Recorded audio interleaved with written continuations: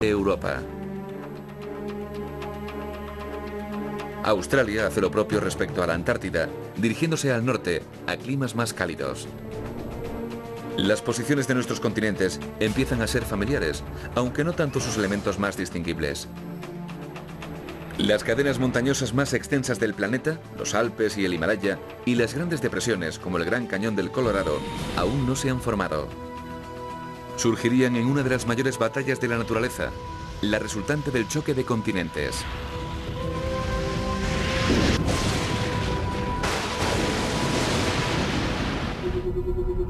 La Tierra hace 100 millones de años. El mapa continental del mundo moderno poco a poco va siendo reconocible. Pero una batalla sigue teniendo lugar entre los continentes que cambiará la faz de la Tierra de una vez por todas y creará uno de los accidentes geológicos más extraordinarios de nuestro planeta. Conforme los continentes se desplazan gradualmente por la superficie del planeta, tierra y rocas son arrastradas hacia las zonas de subducción entre las placas tectónicas. Pero cuando los continentes colisionan en los bordes de las placas tectónicas, algunas veces se produce una lucha por la supremacía. Si ninguna de las placas cede y desciende para ser engullida por el manto, entonces ambos continentes poco a poco van chocando y deformándose mutuamente. Estos puntos dramáticos de colisiones continentales originan las montañas.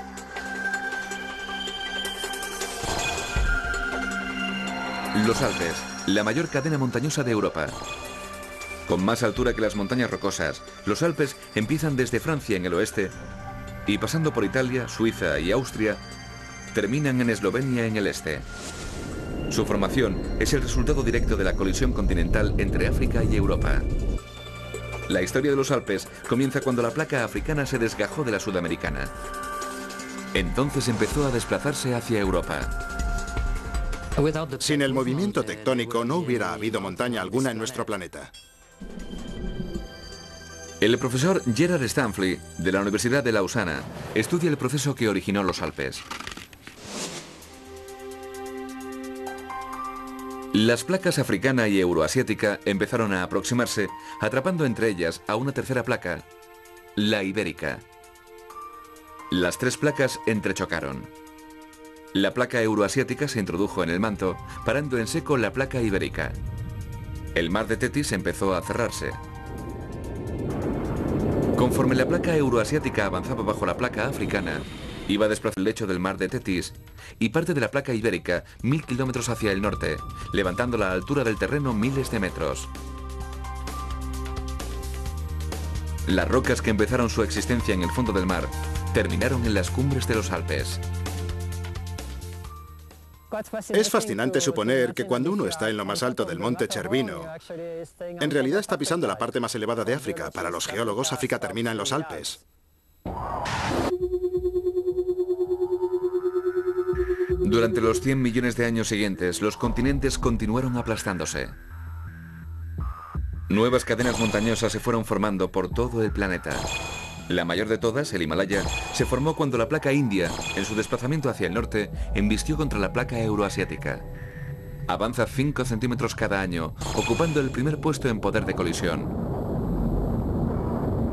El movimiento de la placa india provoca el choque de estos dos grandes continentes y crea uno de los accidentes geográficos más elevados jamás existidos en la Tierra.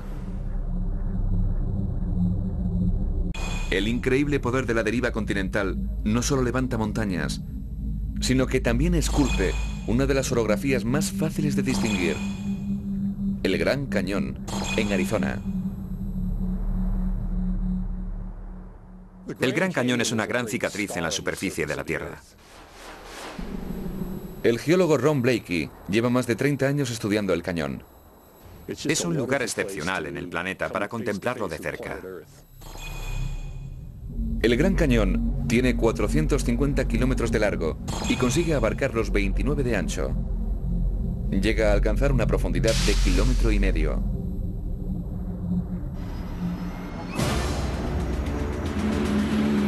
Esta garganta deja a la vista el interior del continente norteamericano. Es como ir pasando las páginas de un libro. Cada estrato nos cuenta algo del pasado.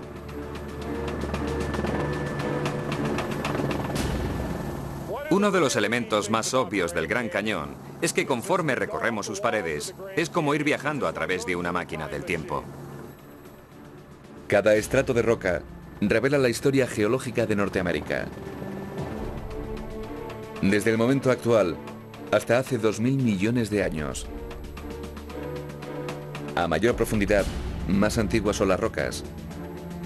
Estudiando los estratos, Blakey puede recomponer la historia del cañón. Ha encontrado una de las pruebas más interesantes en lo más alto. Fósiles de criaturas oceánicas. Wow. Hemos acertado con este lecho marino. Lo que aquí vemos es un ejemplo extraordinario del periodo pérmico. La información más relevante que nos da respecto al Gran Cañón es que esta zona tuvo que estar próxima al fondo del mar cuando estas rocas se formaron. Ahora este borde del cañón está a 2000 metros sobre el nivel del mar. Por tanto, algo tuvo que suceder. O bien que el mar descendió esos 2000 metros, cosa poco probable, o que el terreno se elevó dicha altura. Creemos que fue lo segundo.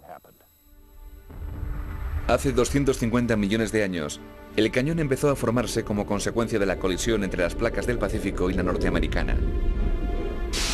Colisionaron con tal fuerza que el lecho marino de la placa norteamericana se elevó más de 3 kilómetros. Lo que en su día fue un lecho marino se fue elevando a lo largo de 15 millones de años hasta formar una vasta meseta muy por encima del nivel del mar.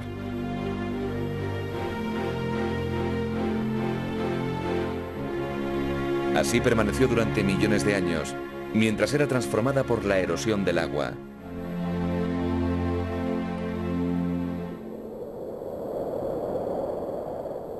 Hace 6 millones de años, a varios cientos de kilómetros al sur del cañón, los movimientos tectónicos abrieron el Golfo de California al océano. Por primera vez, los pequeños riachuelos de las montañas rocosas podían desembocar en el mar. Se trataba de una corriente que nacía a 4000 metros de altura en las montañas rocosas y erosionaba todo a su paso, como por ejemplo el Gran Cañón, que sufriría el efecto de su cincel. Estos riachuelos confluyeron y formaron lo que más tarde se llamaría el río Colorado. Va carcomiendo el terreno en su fluir hasta el Golfo de California.